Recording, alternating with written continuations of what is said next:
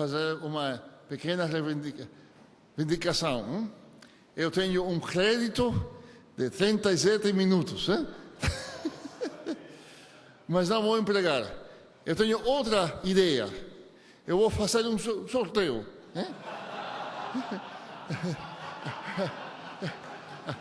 A pessoa que ganha tem a palestra, o resto vão para o café.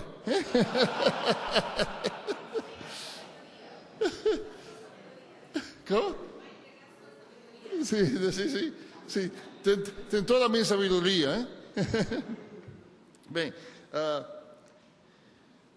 eu quero primeiramente dizer uma palavra de gratidão a todos vocês.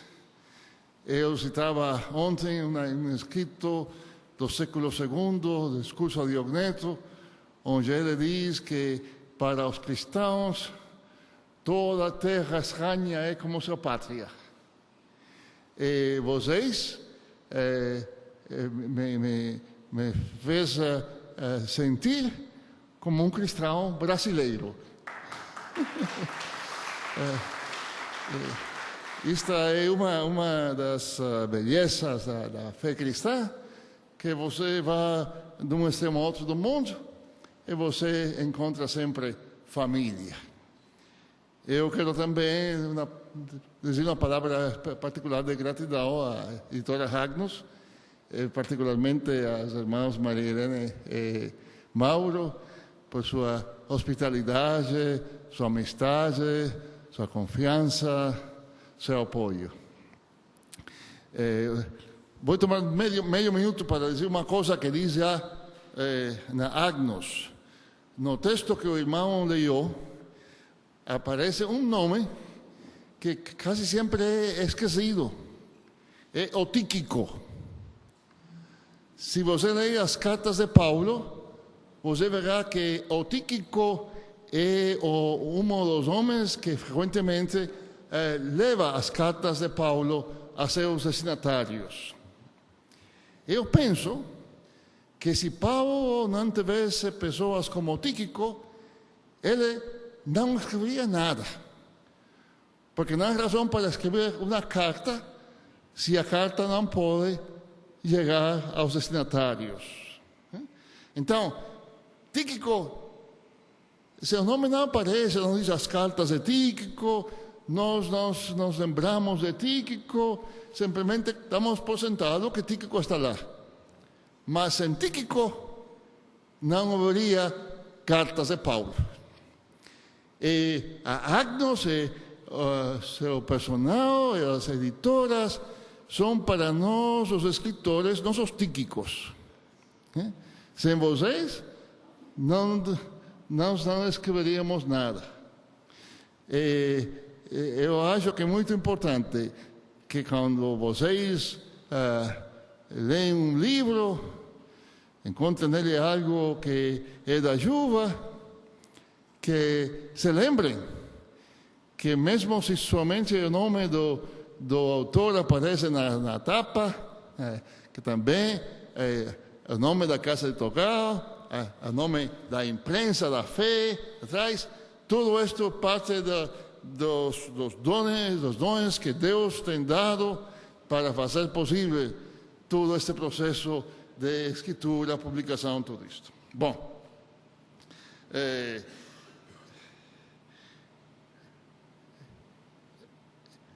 o tópico da relevância da igreja antiga para hoje tem nos ocupado durante estes 3 dias. No primeiro dia tentei mostrar alguns paralelismos entre as condições dentro das quais a igreja viveu durante os primeiros séculos e as condições nas quais ela vive neste século. Os paralelismos entre os séculos segundo e terceiro e o século XXI. Ontem tentei mostrar alguns recursos que a igreja antiga nos oferece para os desafios de hoje. Mas não é só o que fez bem, que a igreja antiga tem algo que nos ensinar, mas também naquilo que não fez bem. Quando nós olhamos ao passado, à procura de exemplos e lições para o presente, não só aprendemos daquilo que foi bem, mas também daquilo que foi mal. E do que a igreja não fez, que deveria ter feito. Assim, o que eu quero fazer hoje é olhar para aquela igreja antiga com olhos mais críticos e ver o que nós podemos aprender disto. Há muitas falhas na igreja antiga, em todo momento da história da igreja tem presentes muitas falhas. Mas quando nós olhamos para as coisas desta maneira, o que se destaca é que a igreja antiga não soube se preparar para as mudanças e os novos desafios que trariam a conversão de Constantino e depois a conversão de todo o Império Romano. E que quando aquela grande mudança veio, os cristãos não souberam usar adequadamente seus próprios recursos para responder a ela. Quando afirmo isto, não procuro acusar esses irmãos e irmãs da antiguidade, porque o fato que a conversão de Constantino os surpreendeu está completamente justificado com as condições do momento. Durante um espaço de séculos, as persecuções, no começo locais e esporádicas, estavam ficando piores e mais abrangentes. Os primeiros anos do século IV, sob o regime de Diocleciano, os cristãos viram a mais sanguinária e sistemática de todas as perseguições. As autoridades imperiais foram instruídas para eliminar todo vestígio do cristianismo. Parte das políticas do momento era torturar os bispos, os outros líderes cristãos, com o propósito de forçá-los a abandonar a fé e assim levar a outros à apostasia. O império parecia encarnar o que diz o Apocalipse do poder da besta e sua insistência contra os fiéis. Então, as coisas mudaram inesperadamente. No dia 30 de abril do ano 311, os imperadores Galério, Constantino e Licínio, que compartilharam o governo, publicaram uma ordem, geralmente conhecida como o Edito de Galério, que acabou com a persecução da maioria do império, embora houvesse regiões onde a perseguição continuasse. 2 anos depois, quando os imperadores Licínio e Constantino se encontraram para celebrar o casamento de Licínio com a irmã de Constantino, eles promulgaram o chamado Edito de Milão, que terminou a persecução definitivamente. A mudança foi surpreendente, inesperada. Alguns meses antes do Edito de Galério, os cristãos foram perseguidos sistemática, cruelmente.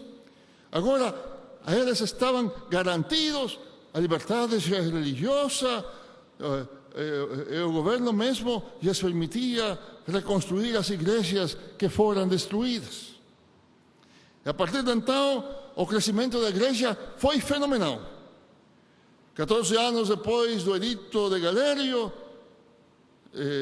somente 12 depois do Edito de Milão, aproximadamente 300 bispos viajaram para a cidade de Nicéia, convocados pelo imperador, com os custos cobertos pelo governo, para resolver uma série de perguntas e consolidar a unidade da igreja, porque Constantino esperava que a igreja viesse a ser o cimento do império. Mesmo assim, 14 anos depois das persecuções, os cristãos estavam surpresos com a mudança que tinha acontecido. E, se tivesse tempo, citaria Eusébio de Cesareia, que en su vida de Constantino faz constantemente de sua surpresa, sua louança, seu louvor a Deus por o que tem acontecido. Ainda haveria mais surpresas. O próprio Constantino foi batizado no seu leito de morte. Com poucas exceções, todos os imperadores depois de Constantino eram cristãos, e não de fato, ou pelo menos de nome. A influência da igreja constantemente estava aumentando. As pessoas pediam ser batizadas em números tais que já não podiam ser treinadas como tinham sido antes. As congregações cresceram como a espuma. Para acomodá-las, foram construídos templos grandes no estilo das antigas basílicas imperiais. Os imperadores, os senadores e quase toda a alta aristocracia foram para os cultos de adoração que aconteceram naquelas grandes catedrais. O culto se tornou cada vez mais complicado e ornado, frequentemente em imitação da corte imperial. Os bispos, que antes eram pessoas rejeitadas pela sociedade, frequentemente perseguidas, eram agora pessoas importantes e respeitadas. A crescer também o governo deu cada vez mais autoridade. Em resumo, a igreja perseguida e menospreciada se tornou, da noite à manhã, uma instituição respeitada e poderosa. Até mesmo a velha religião perdeu força. Quando veio o imperador Teodósio, uns 50 anos, uns 60 anos depois de Constantino, a religião cristã é a religião oficial do império. E a religião velha tinha sido banida aos campos e às áreas mais remotas. É por isso que nós falamos de paganismo. O nome pagão originalmente não tinha nada a ver com religião. Um pagão é uma pessoa ruda, não muito educada, muitas vezes um camponês. Então, quando a religião cristã domina nas cidades, nos centros de cultura, a velha religião predomina ainda nos lugares mais remotos. Então, as gentes começam a falar da religião dos pagãos. Isto é o paganismo, que quer dizer somente a religião de zona rural, de zonas remotas. Bom, por outro lado, a igreja, finalmente liberada da ameaça das persecuções, das muitas dificuldades que a sociedade tinha imposto nela, produziu alguns dos seus líderes mais grandes. Como diz em outro lugar, esta foi a era dos gigantes. Entre eles estão Ambrósio, Agostinho, Jerônimo, Basílio Grande, João Crisóstomo, Macrina, muitos outros. Tudo isto produziu grande alegria entre os cristãos. O que estava acontecendo era uma grande benção de Deus.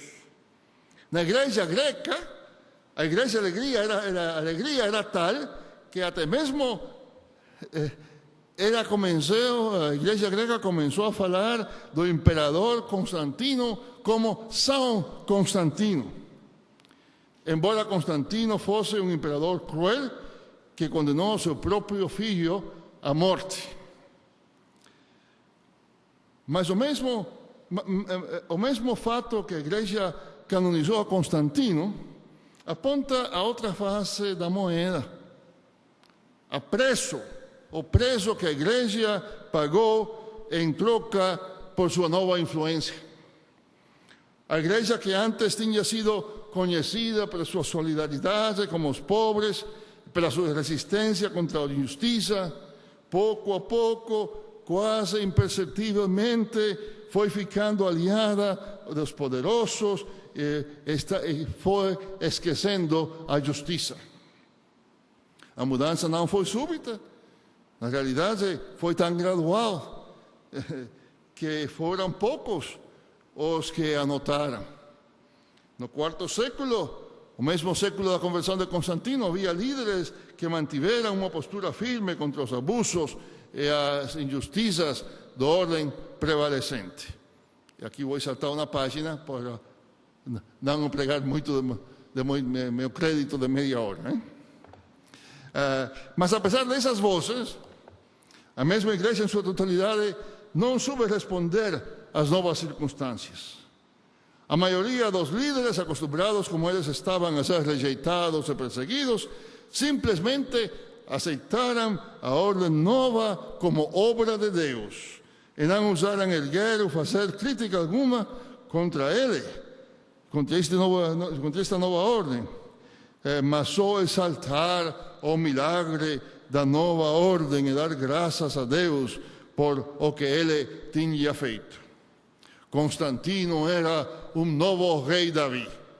Com ele foram completadas as expectativas do reino de Deus. Já não era necessário olhar para o futuro, para o reino de Deus, porque o reino de Deus está lá. Deus tinha elevado o Império Romano, de maneira que, afinal, tudo seria unido como a igreja, assim estabelecer um governo de Deus sobre os corpos e sobre as almas. Mas, possivelmente, a mudança mais significativa, a que foi menos notada, foi a perda gradual daquele processo de treinar os neófitos que até então tinha servido para ajudar aos cristãos a entender a natureza da sua fé e o que essa fé requereu deles. Porque as pessoas vieram por centenas para pedir o batismo, o sistema de treinamento não pôde responder às necessidades do momento. Não havia leigos, professores preparados suficientes para tantas pessoas.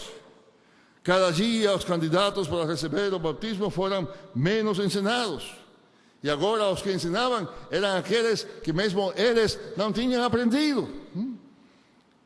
E cada dia as pessoas aprendiam menos sobre sua fé e sobre a vida cristã.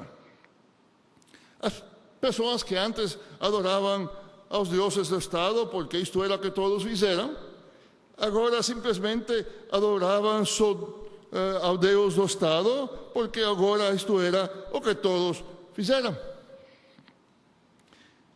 Eu digo tudo isto não por causa de interesse anticário, mas porque às vezes eu temo que haja o perigo que a igreja evangélica na América Latina de hoje possa receber privilégios e uma importância e respeito para os quais não nos preparamos e ante os quais não saberemos como responder. Nisto, nós vivemos em tempos paradoxais. De um lado, a secularização, a descristianização do Ocidente, dos quais eu falei, também existe em todo nosso continente. Cada dia a maioria das pessoas sabem cada vez menos sobre a fé cristã e o processo continua de tal maneira que não seria surpreendente que algum dia, aqui mesmo em São Paulo, como aconteceu antes que eu falava em Atlanta, você visite uma loja de joias e o balconista pergunte: quer uma cruz com um mesinho ou uma cruz ou um mesinho? E por outro lado, ao mesmo tempo que acontece esta descristianização, esta secularização, a igreja evangélica está crescendo como espuma. Durante largo tempo, as igrejas evangélicas, os crentes evangélicos, éramos como ninguém em nossa sociedade, da mesma maneira como na igreja antiga. Nosso jeito de ser evangélicos foi forjado em circunstâncias adversas. A história das origens de nossas igrejas está cheia de pessoas heróicas, assim como também estava cheia a história da igreja nos primeiros séculos. Os primeiros convertidos em nossa América foram feitos prisioneiros, desheredados pelos pais, mandados embora dos lugares de trabalho. E também havia muitos que foram torturados e até foram mortos. Até mesmo depois daquela etapa inicial, e até nos países onde não havia nenhuma persecução aberta, fomos rejeitados, as pessoas nos escarneceram, eles nos chamavam culteros, aleluias. Em Chile, onde o primeiro pregador foi Jean Canut de Bon, eles falavam de canutos, que era outra maneira de dizer também que eram um pouquinho burros, e muitas outras coisas semelhantes. Eles nos tiveram como agentes estrangeiros, como um cisto estranho no corpo da sociedade. E se você lê os jornais de 60, 70 anos atrás, você vai ver isto. Estes protestantes são agentes estrangeiros, não têm lugar em nossa sociedade, eles são um cisto. Foi dito também que nós tornamos protestantes por motivo de dinheiro e a procura de privilégios. E porque as pessoas já nos conheceram, se eles fossem falados que nós éramos ateus e que não acreditávamos em Jesus ou qualquer outra mentira, as pessoas acreditaram nisto. Eu me lembro ter que dizer a meus companheiros na escola que não, eu não sou ateu. Ele diz, não, mas meu padre, o cura, diz que você, se você é protestante, você é ateu. Não, eu não sou ateu. Sim, mas eles nunca acreditavam mesmo o que nós dizíamos sobre a nossa fé. Também nesta situação, na situação é semelhante à situação da igreja antiga, quando as pessoas acreditaram que os cristãos comeram crianças, que eles praticaram o incesto e muitas outras coisas igualmente falsas.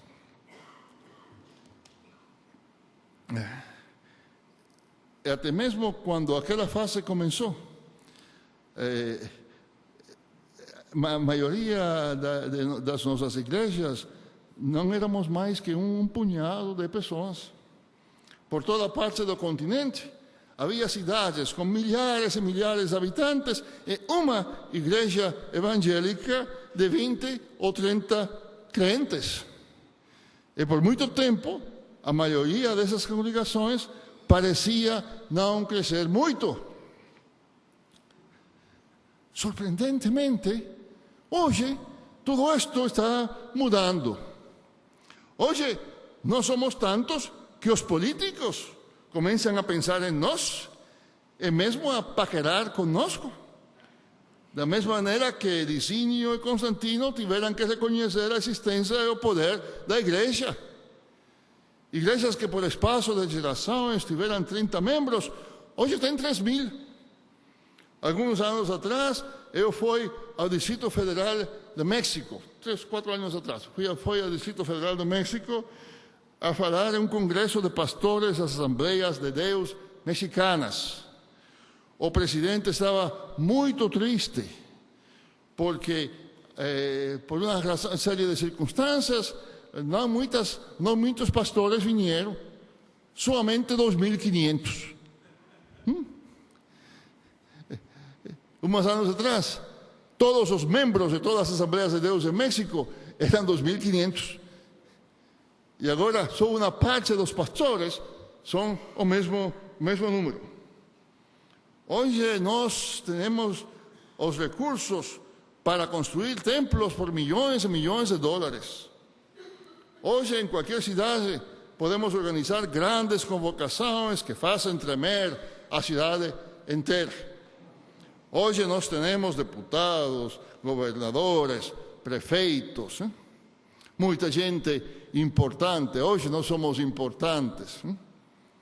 Tudo isso me faz pensar que é bem provável que ao mesmo tempo em que a sociedade se descristianiza, particularmente no resto do Ocidente. Aqui na Igreja Latina, nós, os protestantes, nos estamos enfrentando a uma nova possibilidade de constantinismo. Que estamos entrando em uma fase nova, na qual a Igreja, se não oficialmente, pelo menos na realidade, desfrutará, e em muitos casos já desfruta, de privilégios que alguns anos atrás nós teríamos julgado completamente impossíveis. Isso é o paradoxo do qual eu falo. A conjunção estranha de um forte processo de descristianização na nossa sociedade, com um crescimento extraordinário por parte das igrejas. Aqui mesmo, em qualquer cidade principal do Brasil, nós podemos ter uma igreja onde 1.000, 2.000, 3.000 pessoas se congregam, e próximo a ela, um vizinho que não sabe sobre o Evangelho nada mais que o barulho que nós fazemos. É como se houvesse duas sociedades que vão em direções contrárias. Por exemplo, isto pode ser visto nos meios de comunicação em massa. Na rádio e na televisão, você pode achar, se você deseja, dezenas de programas religiosos, a todas as horas, os dias, a noite, de todo tipo. Mas nessa mesma rádio, nessa mesma televisão que nós ouvimos, que nós olhamos,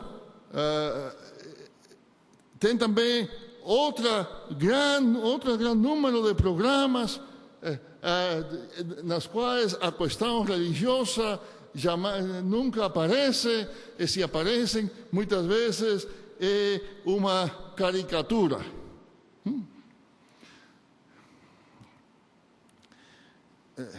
Quando nós olhamos para a cultura circunvizinha, para os valores pelos quais o povo vive, para as notícias que fascinam a maioria das pessoas, não há nenhuma dúvida que nós, na nossa América Latina, fazemos parte daquele processo que, tristemente, é a descristianização do Oeste.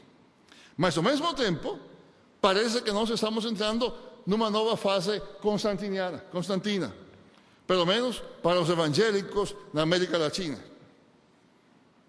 Toda vez que eu visito um de nossos países, onde eu não estive durante algum tempo, fico surpreso pelo que está acontecendo nas igrejas, esse é o crescimento. Em todos os lugares há igrejas com milhares de frequentadores, denominações que em algumas décadas atrás não existiram, hoje têm milhões de membros. Os evangélicos não são já uma minoria minúscula, pessoas estranhas que não são importantes. Hoje a comunidade evangélica é importante, as pessoas falam de nós, o povo evangélico é respeitado e às vezes mesmo até temido por alguns de nossos líderes políticos. Tudo isto não é necessariamente ruim, pelo contrário, a liberdade para pregar o Evangelho, o fato que nós somos escutados com mais atenção, a oportunidade para fazer escutar nossas vozes nos assuntos sociais que determinam a vida de nossas cidades, de nosso povo, tudo isto é bom. E devemos nos regozijar em tudo isto.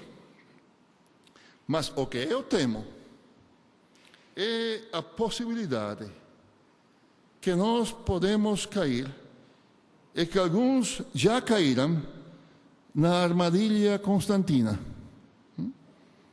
No quarto século, Eusébio de Cesareia se maravilhou que o imperador convidou os bispos do mundo inteiro a Nicéia e os reuniu. O próprio Eusébio tinha experimentado a perseguição e seu bispo professor Pânfilo de Cesareia morreu como cristão. E hoje nós nos maravilhamos também, e com boa razão, das novas oportunidades que estão abertas, enquanto que alguns poucos anos atrás parecia que nossa pregação teria pouco impacto, que poucos nos prestaram atenção e que muitos entre eles que nos prestaram atenção o faziam só para nos escarnecer. Hoje nós ostentamos que o governador, o prefeito nos consultam sobre diversos aspectos, e que somos convidados a jantar com pessoas importantes para discutir questões importantes. Assim, surpresos e gratos como estamos, podemos não perceber que, como para a Igreja em tempos de Constantino, há também hoje o perigo de que nós podemos começar a perder nosso sabor, que nós podemos nos transformar em uma instituição social mais ao serviço da ordem existente, que imaginemos que se somos elogiados e se somos respeitados, isto necessariamente é sinal de que somos fiéis. A Igreja Antiga, que respondeu também às crises e desafios de seu tempo, e mesmo às persecuções, às terríveis persecuções, não soube responder à mudança inesperada que a conversão de Constantino produziu. É verdade que durante algum tempo havia esses líderes que hoje nós vemos como gigantes, mas ao mesmo tempo, como já diz, a Igreja negligenciou o treinamento das pessoas antes do batismo e o treinamento da congregação inteira depois. Havia tanto a fazer, tanta euforia, que os mesmos professores e mentores começaram a negligenciar o treinamento do povo, precisamente no momento em que esse treinamento era mais necessário. As pessoas foram para a igreja e se uniram a ela em números cada vez maiores, mas quase sem saber que isso ou que era isso que estavam fazendo. A igreja cresceu como a espuma, mas também como a espuma com pouca substância.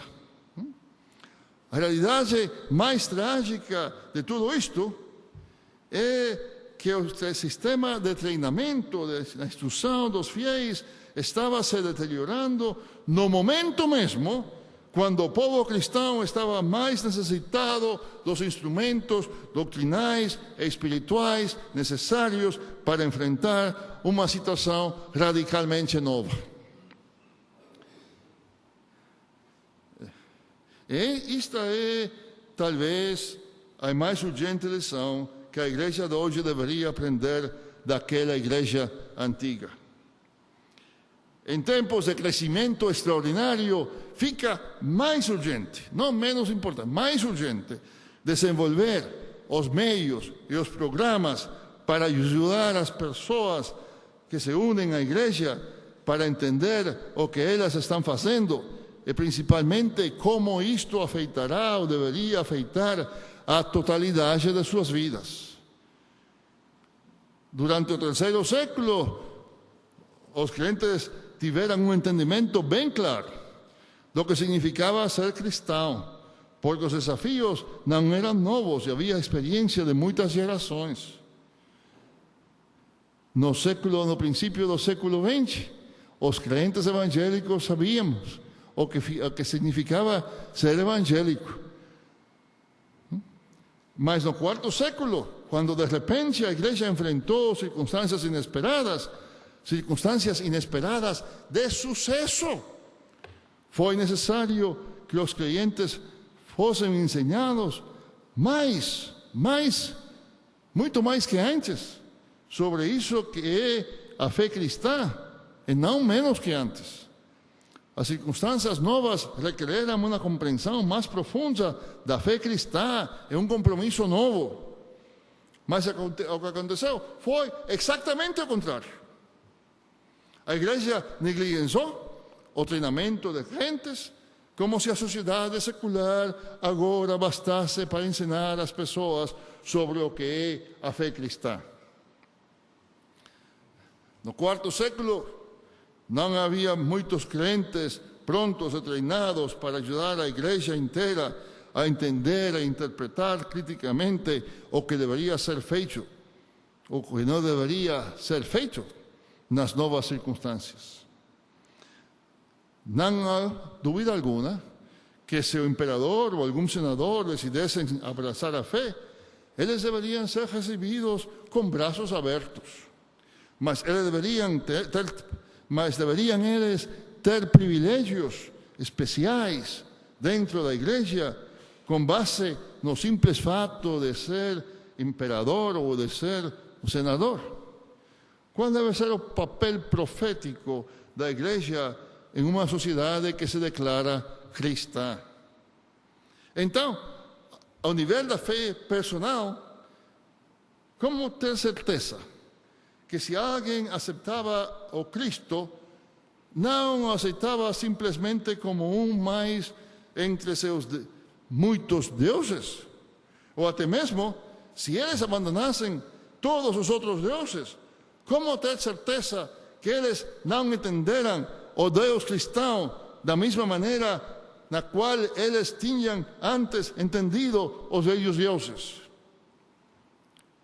Não fazer tais distinções era o risco que se corria. O perigo do que eu chamaria cristopaganismo. Cristopaganismo. O fato é que quando nós olhamos para esses primeiros séculos da era constantina, desde nossa perspectiva histórica, vemos que a igreja não soube responder adequadamente a tais desafios. Já no ano 325, o imperador, que nem mesmo era batizado, recebeu o título de Bispo dos Bispos. E presidiu sobre o primeiro Conselho Mundial de Bispos sem ter a mais mínima ideia da importância do que se estava discutindo. E aparentemente sem que um só bispo protestar. E há indicações incontáveis que muitos aceitaram a Cristo, mas não o Cristo da Bíblia e da igreja dos séculos prévios, mas um Cristo paganizado, um Cristo que seria servido da mesma forma que os deuses paganos foram servidos antes, e de quem as pessoas esperaram o mesmo que tinham esperado antes de seus deuses pagãos. É por causa de tudo isto que a igreja antiga, surpreendida pelos eventos inesperados do quarto século, não soube responder a eles. Ela negligenciou o ensino e a formação dos fiéis. Uma tarefa que até então tinha sido uma das ocupações principais da igreja e uma das principais fontes da sua força. Tudo isto nos leva a meditar no que está acontecendo hoje em nossa América. Quando nossas igrejas eram pequenas, quando não éramos ninguém, não nos caracterizávamos pelo modo, nos caracterizávamos pelo modo que nós ensinamos e nós treinamos nossos crentes. A escola dominical, estudo bíblico semanal, eram praticamente obrigatórios na vida cristã. Ali os crentes aprenderam o que é ser cristão, o que a Bíblia diz sobre nossa fé, quais são os pontos essenciais de nossas doutrinas, como relacionar tudo isto com a vida diária. Aí os crentes aprendiam a diferença entre os valores da sociedade circunvizinha e os valores da igreja e do Evangelho. Allí esperamos não só o leitinho do Evangelho, senão também a feijoada. Hoje, tais práticas educacionais não só se deterioram, mas as que existem seguem padrões e oferecem conteúdos que são praticamente os mesmos de 40 anos atrás. Cada dia há menos programas especificamente projetados para alimentar os cristãos de tal maneira que nós crescamos na fé. E quando há tais programas, cada dia há menos feijoada e mais leite. Hoje há entre nossos crentes poucas pessoas que podem dar uma explicação, por exemplo, da importância da doutrina da criação, com o resultado que muitos não podem ver além do debate famoso entre os 7 dias do Gênesis e os milhões de anos da teoria da evolução. Não temos a mais mínima ideia da importância da doutrina da criação para a vida cristã, para o modo em que nós entendemos o mundo, tudo isto. E são muitos poucos os que sabem expressar a esperança escatológica da igreja, além do debate sobre se o milênio vem antes ou vem depois da grande tribulação, se estamos na terceira, na quarta trompeta e tudo isto. Leite. Muitas vezes, leite má, leite ruim. O trágico é que isto está acontecendo exatamente na ocasião quando a igreja precisa urgentemente desenvolver um corpo de professores, mentores leigos, de cristãos, para ajudar a todos os crentes para viver a vida cristã, para entender a vida cristã neste contexto paradoxal no qual nós vivemos agora, entre a descristianização, um lado, e a constantinização, do outro lado. Eu já disse que uma das tendências do tempo da qual a igreja antiga viveu era a tendência para uma religião na qual as pessoas escolhem o que querem, rejeitam o resto. Quer dizer, uma religião criada por cada um a seu próprio gosto e medida. Nesses tempos antigos, cada um escolheu entre as diversas religiões o que gostou ou o que precisava, descartando o resto, como você faz como um cardápio. Hoje algo semelhante acontece como parte do processo da descristianização. Não é que as pessoas não querem conhecer a Cristo, o que eles só querem mas bem, que eles só querem saber e conhecer o que eles precisam, o que eles gostam, o que eles podem combinar com seu próprio estilo da vida, com seus valores, com os horóscopos, com uma secularidade e com suas superstições. As gentes querem praticar uma religião à la carte, sem cardápio fixo. O que eles querem, esperam da igreja, é só que ela les ofereça o cardápio, a lista de possibilidades. Então, a igreja os deixe escolher o que eles gostam. Isso é a sua decisão. Nós não podemos proibir isto. Mas o que nós podemos fazer, o que nós, como pastores, como líderes, temos que fazer, é ajudar a nossos rebanhos a discernir entre todo aquilo que a sociedade, a religiosidade popular oferece, o que é leite, o que é feijoada, o que não nutre, e mesmo o que é venenoso. Nós temos que ajudar nossos crentes para entender a fé cristã, não como esses que memorizam o catecismo, como esses outros que sabem os 4 pontos, as 4 leis espirituais, mas como esses que sabem relacionar sua fé com todas as circunstâncias da vida, tanto as circunstâncias esperadas como aquelas que nos pegam de surpresa. Quando nós não fazemos isto, o resultado é que hoje, como nesses 4º e 5º séculos antigos, hoje a igreja também enfrenta, e a igreja tem dentro dela mesma o que eu chamaria cristopaganismo. Isto é um cristopaganismo que, como cristopaganismo dos tempos antigos, não existe só fora da igreja, mas também dentro dela.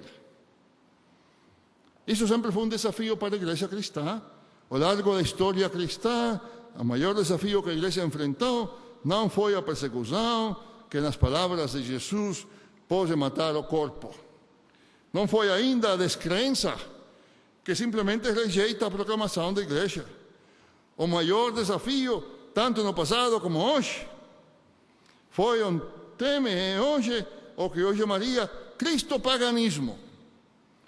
Isto quer dizer uma forma de cristianismo cujo propósito é manipular a Deus. Porque isso é a essência do paganismo. O paganismo não é só ter muitos deuses. É possível ter só um Deus e ser ainda um pagão. A essência do paganismo está em ter deuses que fazem o que a pessoa quer.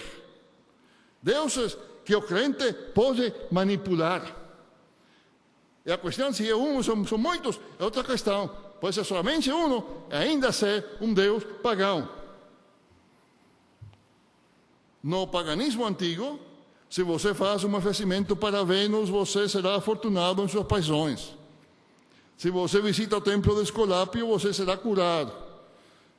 Constantemente os cristãos correm o risco de professar este tipo de religião que leva o nome de Cristo, então busca manipular a Deus como se ele fosse um Deus pagão.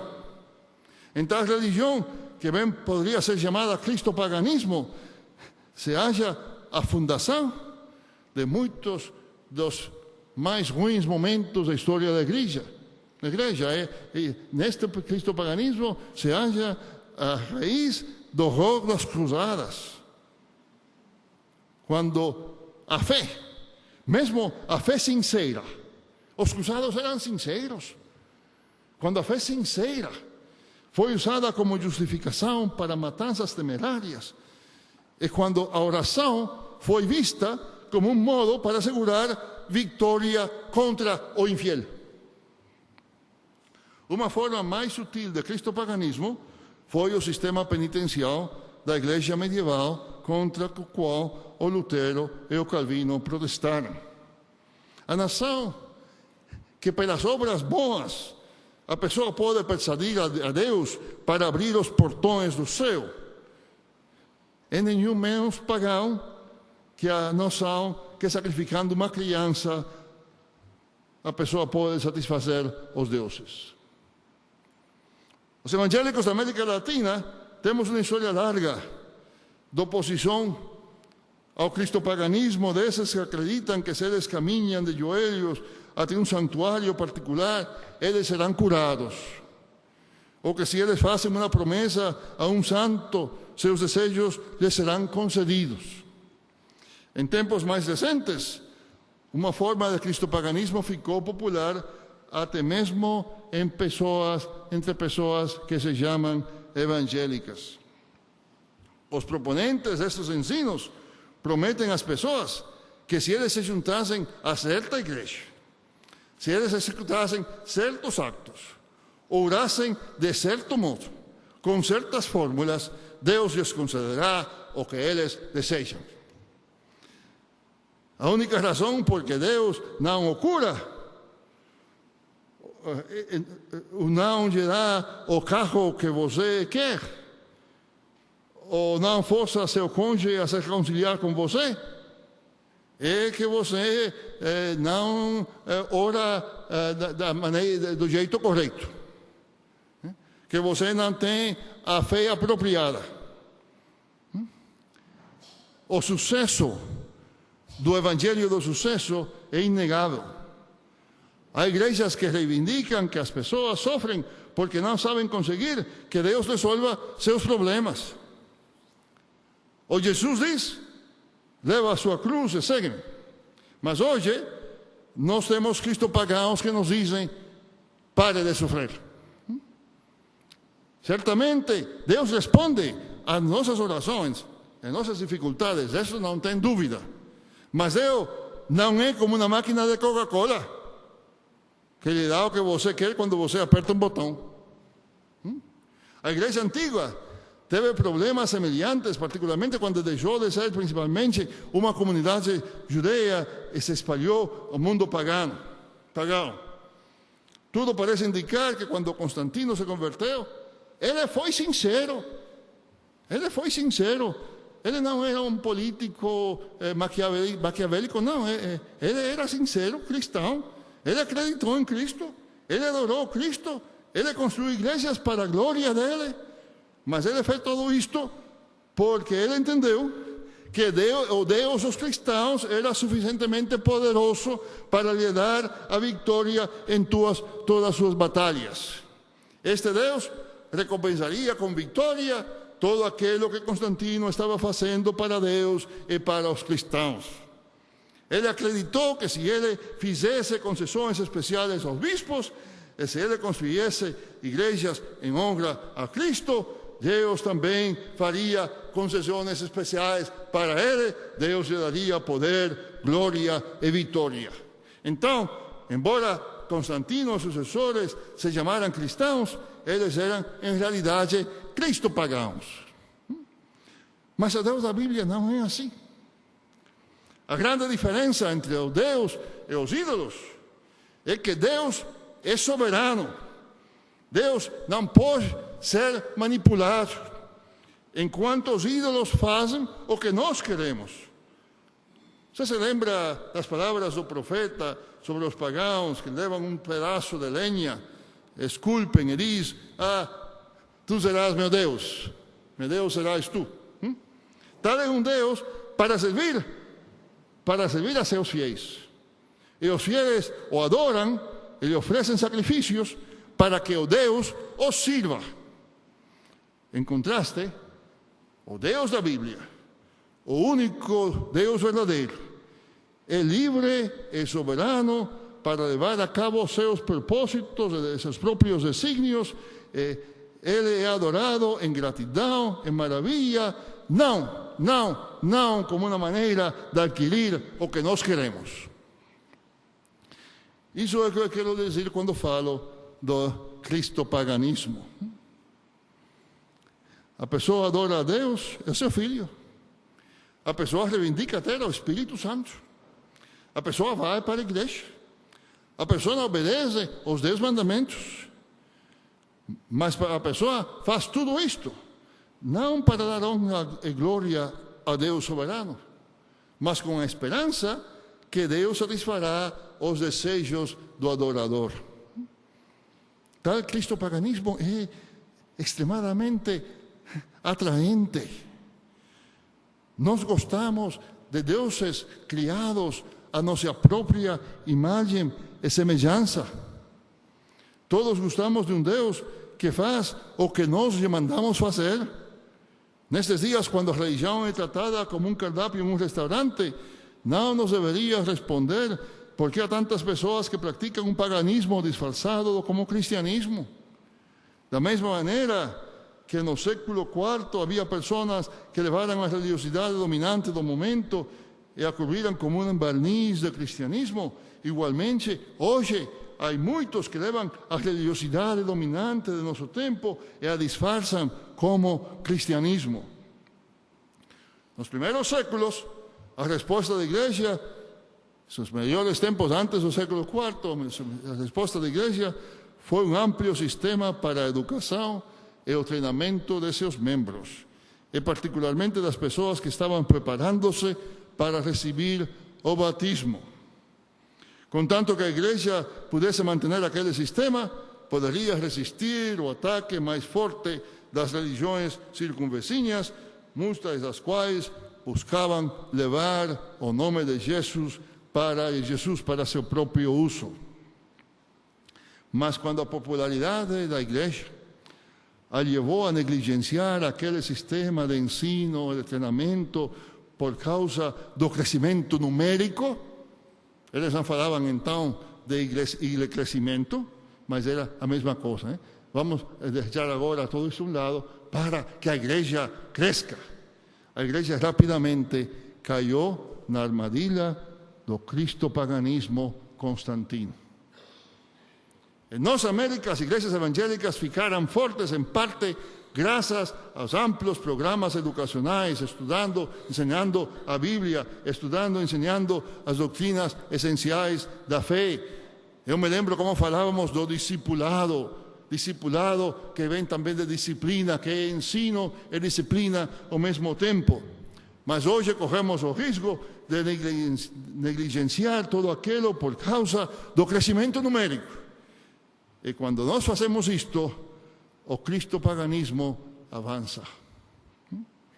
Así acontece que muchas de las iglesias que crecen rápidamente en nuestro ambiente son aquellas cuyas promesas para los fieles es que si eles fazem isto ou aquilo, Deus fará o que eles querem. Em algumas mesmos dizem, se você dá uma ofrenda de tanto, Deus fará mais quanto.